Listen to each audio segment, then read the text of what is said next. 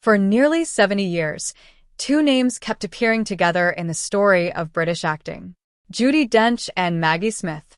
Two dames, two Oscar winners, two women who somehow managed to dominate stage and screen across 7 decades without ever really stepping out of each other's shadow, or perhaps more accurately, without ever wanting to. When Maggie Smith died in September 2024 at the age of 89, the tributes came fast from the King, from the Prime Minister, from Harry Potter co-stars who remembered her fierce intellect and her gloriously sharp tongue. But it was what happened weeks later, at a literary festival in Cheltenham, that told a different story. Judi Dench sat down for what was meant to be a light, warm conversation about books and memory, and when a question turned toward grief, toward Maggie, toward everything the two of them had shared, the composure that carried Dench through a lifetime of performance simply gave way. That moment, more than any headline, is the real subject of this story. Not a scandal, not a feud, just an old woman, one of the greatest actresses of her generation, unable to find the words for a loss too large to summarize. And in that silence, something long rumored about her friendship with Maggie Smith finally became visible. Not proof of rivalry, proof of how deep the bond actually ran. Long before award ceremonies and franchise fame, Judi Dench and Maggie Smith were two young actresses trying to survive in British theatre. They first crossed paths in 1957, sharing a dressing room at London's Old Vic, a company known for demanding, unglamorous work and very little patience for anyone who couldn't deliver. Dench was cast as an ingenue. Smith, slightly ahead in her own development as a performer, was not.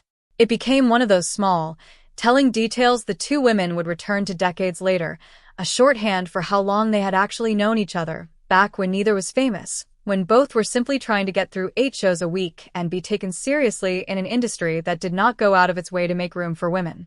That period shaped both of them permanently. Theater does not offer close-ups or second takes. If a line falls flat, there is no editor to save you. If the audience is cold, you have to warm the room yourself in real time, with nothing but timing and control. Dench and Smith both came out of that world hardened in the same way, trained to strip a scene down to its essentials and trust silence as much as speech. It is part of why, decades later, both women could walk onto a set already carrying an entire performance in a single glance or a raised eyebrow. That instinct did not come from film school or a media training course.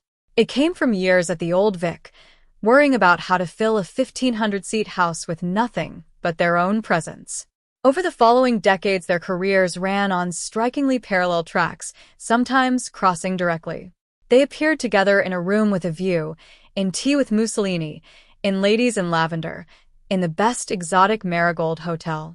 They were photographed together at royal events, including a visit Maggie Smith made to Sandringham as a guest of the then Prince of Wales, alongside Dench. In 2002, at a tribute event honoring Dench, Smith described the earliest years of their friendship in terms that had nothing to do with competition. She remembered laughter more than anything else and called Dench a tremendous friend, loyal in a way that had carried real weight over the years. That is a rare thing for two women working in the same narrow field of great classical actresses to say about each other publicly, and it is worth noticing that Smith said it decades before anyone was asking her to perform grief on camera. It would have been easy, and in some ways predictable, for the press to turn Dench and Smith into rivals. They were born only weeks apart in 1934. They rose through British theatre at the same time, were made dames within a few years of each other, and spent decades being mentioned in the same breath as the last great generation of classically trained English actresses, alongside contemporaries like Eileen Atkins and Joan Plowright. Awards bodies, casting directors, and journalists loved to compare them, because comparison makes for an easy story. Who was funnier? Who was sharper? Who aged better on camera? Who was the true national treasure? Smith herself was never shy about acknowledging the game. In a widely shared clip from the documentary Tea with the Dames, filmed alongside Dench, Atkins, and Plowright, the two women joked openly about their long careers and their competitiveness. Dench said they intended to keep working forever if anyone kept asking them. Smith answered dryly that Dench was always asked first, if she could say so. It's the kind of line that only works between people who trust each other completely, delivered with the exact timing of two performers who had spent a lifetime finishing each other's scenes. Their individual careers, meanwhile, refused to stay inside any single label. Maggie Smith won her first Academy Award for the prime of Miss Jean Brodie in 1969, playing a schoolteacher whose self-belief curdles into something closer to delusion. She won a second Oscar for California Suite in 1978, playing an actress undone by ego and insecurity on Oscar night itself. In between and after, she moved through Shakespeare, West End comedy, Merchant Ivory dramas, Agatha Christie adaptations, and eventually the two roles that introduced her to an entirely new generation, Professor Minerva McGonagall in the Harry Potter films and Violet Crawley, the Dowager Countess of Grantham, in Downton Abbey. Both parts turned her precision into something almost mythic. A single raised eyebrow from Smith could do more work than a page of dialogue from anyone else. Judi Dench's path was just as wide-ranging. She won her only competitive Academy Award for 8 minutes of screen time as Queen Elizabeth I in Shakespeare in Love, a role that somehow became one of the most quoted Oscar wins in modern memory. She spent 17 years as M in the James Bond franchise, reshaping a character who had always been written as a stern bureaucrat into someone with real authority and real feeling. She built an entire second career on stage in Shakespeare, played opposite Ian McKellen in a landmark 1979 production of Macbeth, and kept working steadily into her 90s, even as the roles available to older actresses in film and television remained frustratingly narrow. Neither woman fit easily into the industry's usual boxes for aging actresses. Both of them, in different ways, turned age into a kind of authority rather than a limitation, and did it at almost exactly the same time, in almost exactly the same industry, which is very likely why the public spent so long trying to frame them as competitors rather than as two women who had simply been walking the same long road since 1957. It also helps to remember how different their public personas actually were, even though the press so often lumped them together. Smith became known, especially later in her career, for a very particular kind of comic precision, a way of delivering a devastating line without ever raising her voice, so that the insult almost seemed to arrive after a small, polite pause. That skill made her performances as Violet Crawley into some of the most quoted moments of modern British television, entire scenes built around a single arched eyebrow and a perfectly timed pause. But that same reputation for sharpness sometimes flattened the fuller picture of who she was as an actress and as a person. Long before the Dowager Countess, Smith had built a career on genuine range, playing wounded, romantic, and morally complicated women just as often as commanding ones. Her personal life carried real difficulty too. Her first marriage, to the actor Robert Stevens, was strained by his struggles with alcohol and infidelity, and it eventually ended.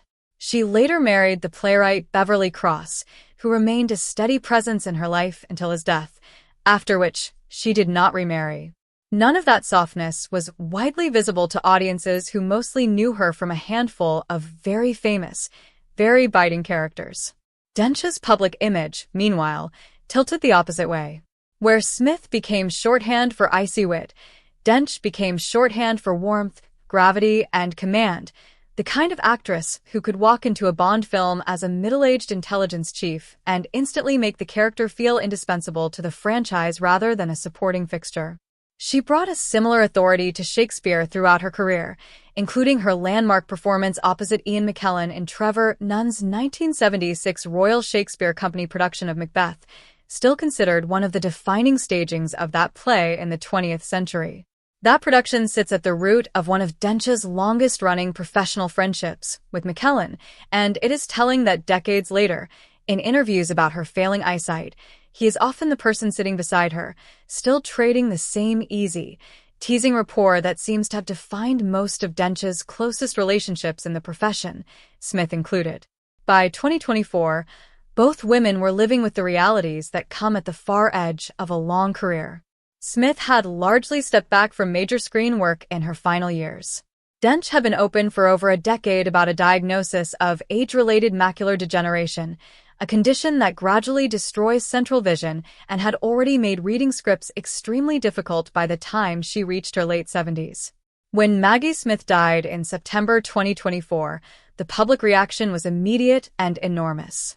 Daniel Radcliffe spoke about her fierce intellect and her sharp tongue. King Charles said he and Queen Camilla were deeply saddened.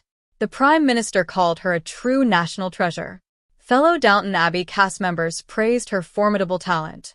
It was the kind of outpouring reserved for very few actors, and almost all of it focused, understandably, on the roles. McGonagall, the Dowager Countess, Jean Brodie. Decades of stage and screen work reduced, as public grief often is, to its most famous highlights. A week later, Judi Dench appeared at the Cheltenham Literature Festival for what was billed as a conversation with the writer and interviewer Brendan O'Hara. She was, by most accounts, in good spirits as the event began.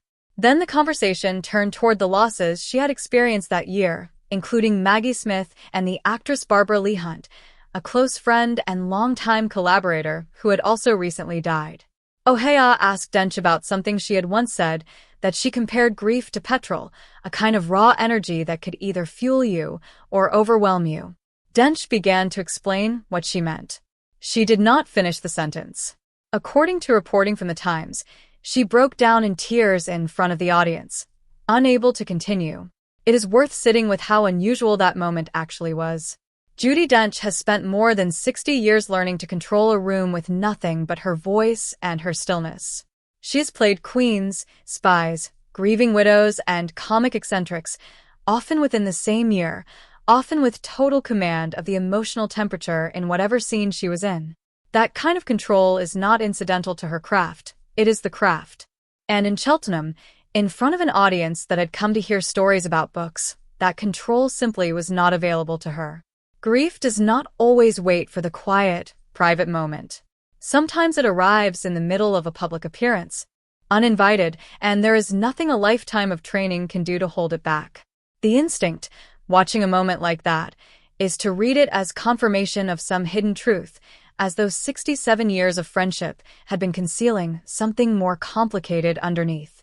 But the far simpler and far more honest reading is that Dench's grief was not an admission of anything except how much Maggie Smith had actually meant to her, and how differently that loss registered compared to the public mourning of an icon. The public had already said goodbye to Maggie Smith the performer. Fans had shared clips of Violet Crawley's best lines.